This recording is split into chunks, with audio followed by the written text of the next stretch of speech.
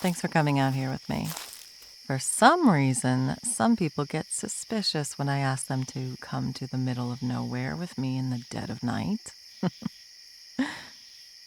Stargazing is this strange overlap in the Venn diagram between nerdy and romantic.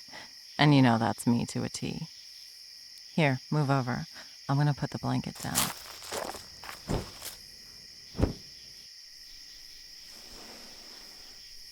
Make yourself cozy. As cozy as you can be on the ground, anyway.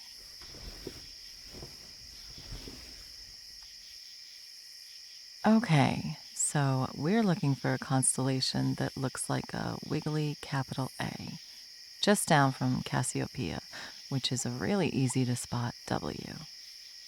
Got it? The top of the A is kind of bending towards Cassiopeia. It's supposed to look like a little guy in a pointy hat. And that's Perseus. All the meteors will appear to be radiating out from there. Perseus.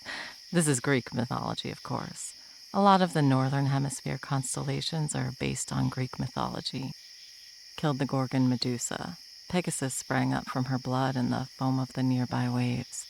And that constellation is over there. A wonky horse with a big square wing. And Perseus rode Pegasus to the kingdom of King Cepheus, who is just on the other side of his queen, Cassiopeia, there.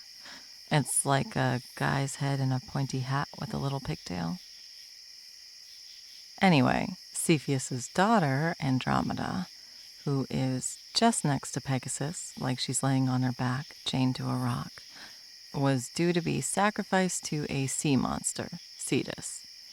Cetus is take those two stars diagonally in the square of Pegasus's wing, and then draw a line to the east through Pisces, and you'll get to this big whale shape.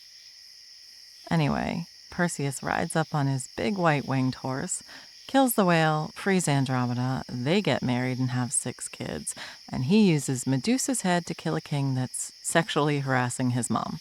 The end. Yeah, this is what you get up to when you're a rural kid with shitty internet. You get some books on Greek myths and a star chart and go to town. Oh, talk nerdy to you? Well, buckle up and gird your loins. The shooting stars tonight are space dust and debris that fell off the comet Swift-Tuttle probably thousands of years ago. It has an orbit around the sun that lasts about 133 years, give or take a few years. And last came by Earth in 1992. We'll see it again in 2126. Not to be a buzzkill, but it may smash into the Earth someday, as it comes pretty close to us. But that won't be until the 31st or 45th centuries, so not much for us to worry about. People have been recorded watching the shooting stars just like us since the 1st century. They seem to come from Perseus because that's the direction the Earth is heading. The Earth is hurtling through space and goes splashing through this path of debris every year at the same time, and every bit of dust and space rock that interacts with our atmosphere as the Earth goes plowing past lights up due to the friction causing it to ignite. That's the weird thing. Oh, did you see that one? It was a little one over there. I guess they're starting.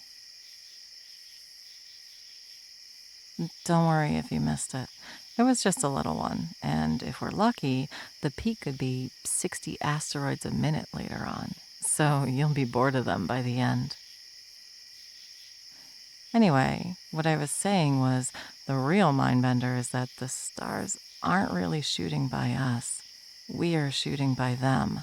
So when you see one race across the sky, realize that it's standing still, and you're seeing how fast the Earth moves instead.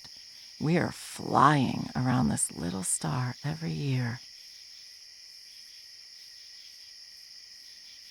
I think that's the magic of space, right? The intersection of hard science and romance and poetry. You can look up and see it all and feel so small and insignificant, but also feel so empowered.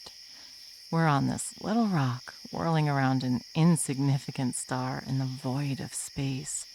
And maybe the 6 billion of us and all the plants and animals and bacteria are really the only life that exists in a massive galaxy, in a massive universe.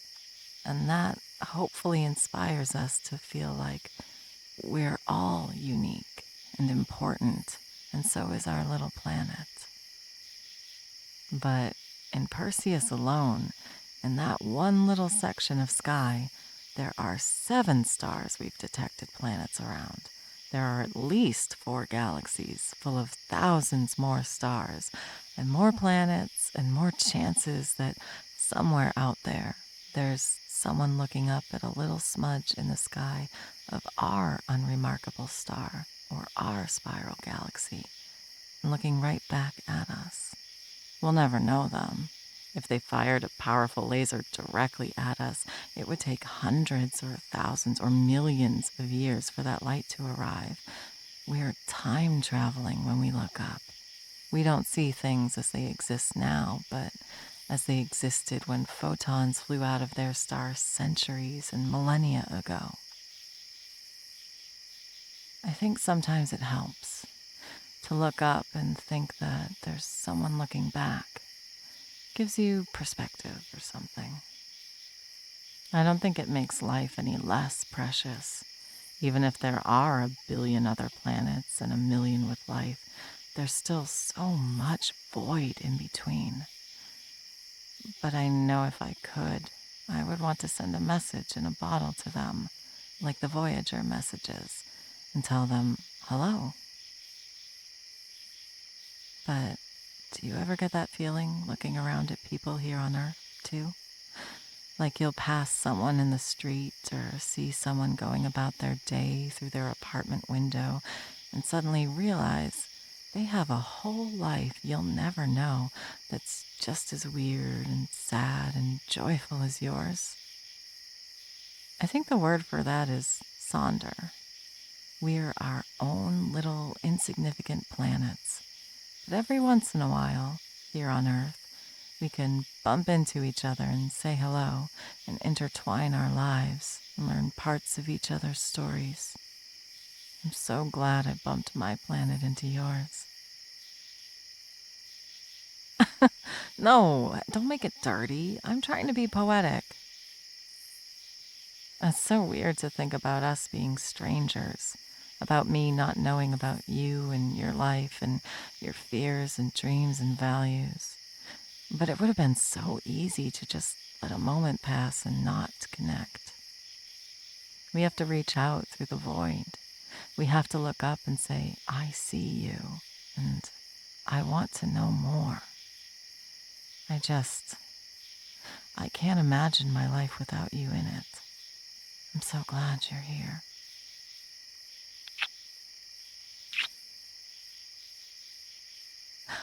Oh, that was a good one. You saw it?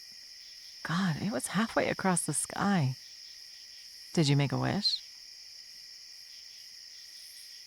Hey, I may be a science nerd, but like I said, I'm a romantic too.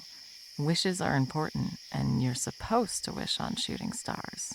And this is going to be like a total wish bonanza. We're going to get like 100 tonight. So make a wish stockpile. Whoa, that one broke up and went in 2 directions. You get your wish in? Good. I think we're getting into the thick of it now. Yeah, I saw. Wow. It's just a cloud of dust and a handful of space pebbles, but it's amazing that something so mundane can make something so beautiful.